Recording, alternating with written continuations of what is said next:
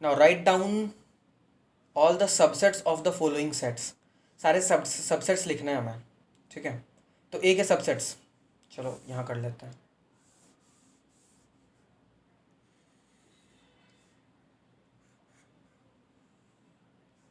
ठीक है, पहला क्वेश्चन नंबर 4 का पहला क्या होगा, ए के सबसेट्स लिखने हैं। तो एक सबसेट तो हो जाएगा 5, क्योंकि 5 सबका सबसेट होता है, ठीक है। और दूसरा सबसेट हो जाएगा ए खुद, ठीक है। अब देखो, अभी मैंने क्या बताया था कि जो नंबर ऑफ सबसेट्स होते हैं किसी सेट के, वो क्या होते हैं, 2 to the power n होते हैं, अगर n is the number of elements of that set. तो जैसे ये जो सेट है, इसके पास कितने एलिमेंट्स है, इसके पास तो बस एक ही एलिमेंट है ए।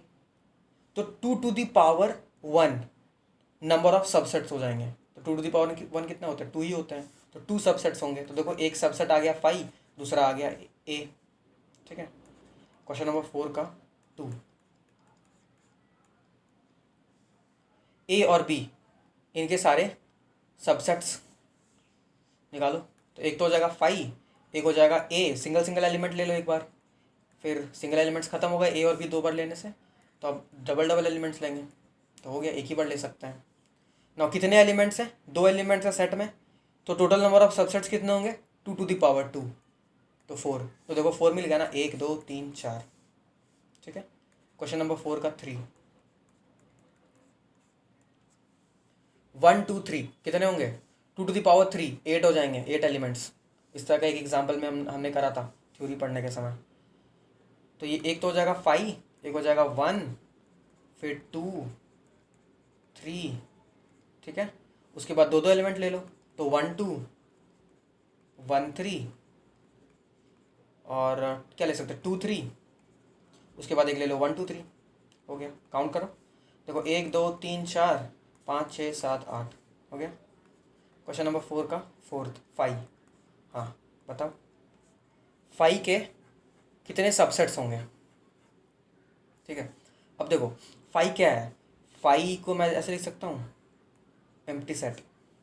तो इसके पास कितने एलिमेंट्स हैं, एक भी एलिमेंट नहीं है। तो एक भी एलिमेंट नहीं है, तो कोई भी एलिमेंट सबसेट नहीं बन सकता इसका, ठीक है। अब कोई भी एलिमेंट नहीं है, तो हम ऐसे तो बोल सकते हैं ना कि 5 एक सबसेट होगा इसका। ऐसे भी 5 is a subset of every set, ठीक है। तो वैसे देख लो, तो 5 तो एक सबसेट होगा।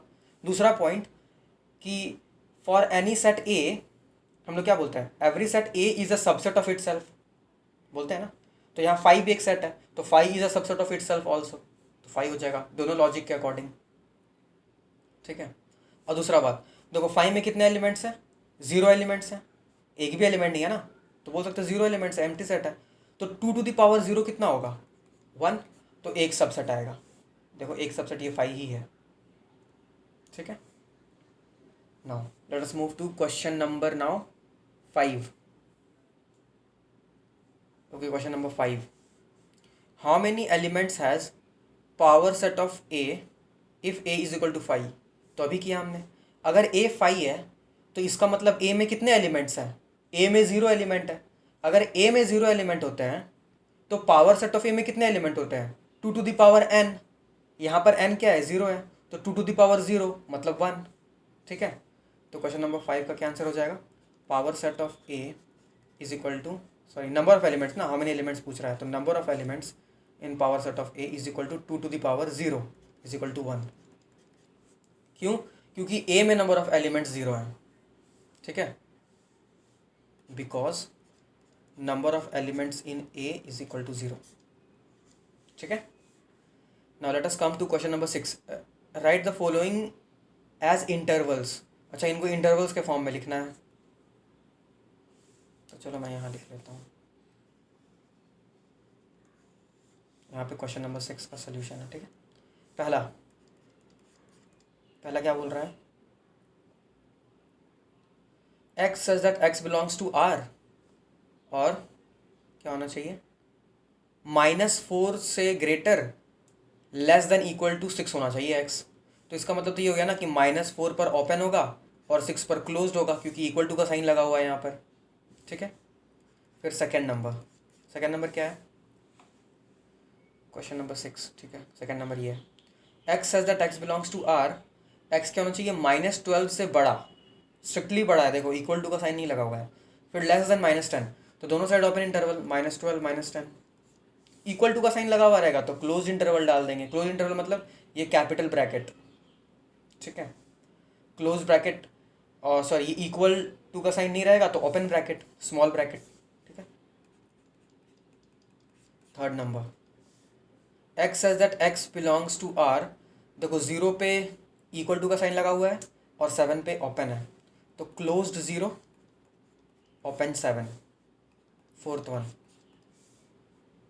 X such that x belongs to R, 3 पे भी क्लोज्ड है 4 पे भी क्लोज्ड है, तो दोनों साइड क्लोज ले लो, 3, 4, ये हो गया question number 6। Now question number 7, तो चलो क्वेश्चन नंबर 7 यहाँ कर लेते हैं।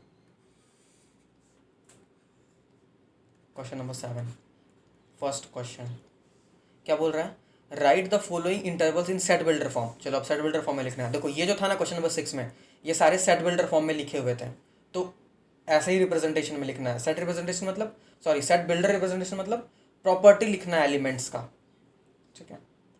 तो बोल सकते हैं ये -3 से 0 है ना, तो बोल सकते हैं x such that x belongs to R, comma x कहाँ से कहाँ तक वेरी कर रहा है, एक्स रियल नंबर होना चाहिए, x is greater than -3 and less than 0। देखो दोनों साइड मैंने ओपन लिखा, मतलब इक्वल टू का साइन नहीं लगाया है, क्योंकि दोनों साइड ये ओपन इंटरवल है ना, इसलिए इक्वल टू का साइन नहीं लगाया। लेकिन देखो अब सेकंड क्वेश्चन में दोनों साइड क्लोज इंटरवल लगा हुआ है, मतलब इक्वल टू का साइन लेना है, ठीक है। X such that x belonging to R, comma x is greater than equal to 6 less than equal to, ये ग्रेटर देन इक्वल टू 6 है, ठीक है, less than equal to 12, okay. 13 नहीं, 7 का 3, 6 पे ओपन है 12 पे क्लोज्ड है, तो सेम चीज़ ये लिखो वही चीज़, कॉमा कंडीशन क्या होगा, कंडीशन होगा कि 6 पर तो ओपन हो जाएगा और 12 पर क्लोज्ड होगा, ठीक है। फोर्थ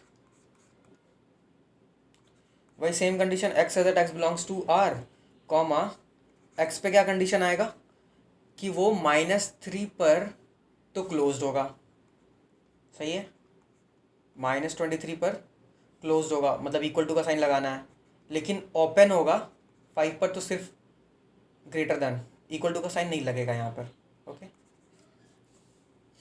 सही है। 7, अब देखो 8 कर लो, बोल रहा है what universal sets would you propose for each of the following,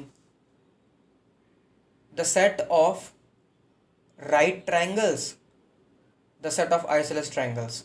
तो देखो इस ट्राइंगल के लिए भी अभी हम देखो, मेरा कॉन्टेक्स्ट क्या है यहाँ पर, कॉन्टेक्स्ट है कि हम राइट ट्राइंगल्स के बारे में बात कर रहे हैं, ठीक है।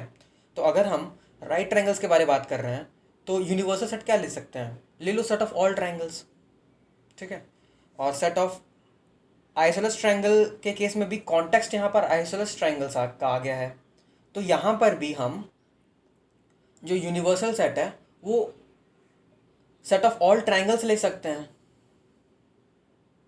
ओके।